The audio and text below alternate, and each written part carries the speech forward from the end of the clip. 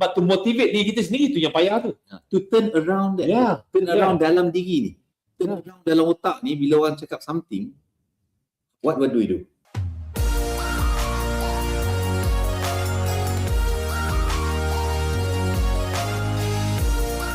Anggapan buruk orang terhadap dog tu. Pada waktu tu, benda tu kata-kata ni adalah memang sepanjang perjalanan 18 tahun tu, itu normal je tu. Itu benda yang package. Itu yang diorang tak tahu sebenarnya. 18 years of suffering. Tapi lagu ni lah antara benda yang jadi kekuatan saya tu.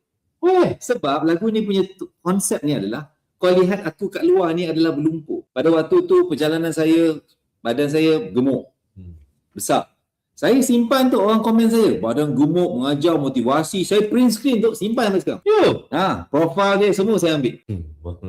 Saya tak hantar surat je lah. Kau ingat kau selamat duduk kat kepala. Saya tak hantar surat. Itu je cerita. Tapi dia jadikan But what you see just now lah, you tak ada, you ambil batu di Bali tu jadi rumah tu. Paling saya batu, saya tak sakit. Saya kumpul. Saya ambil, saya kumpul. Lama-lama boleh buat bangunan free tu. No, serious. You must be able to take something yang orang bagi ni. It's how you take it lah. Very true. It's how you take it. You take it negatively, you take it as a demotivation untuk you, demotivation lah life ni. Dan untuk nak demotivation itu, terlalu banyak benda boleh demotivated kan. Bukan orang luar je, kita sendiri boleh demotivated. Kita sendiri boleh demotivated. Aku ni tinggi sangat lah. Aku ni tinggi sangat lah. Rambut aku salah saiz hari tu kan.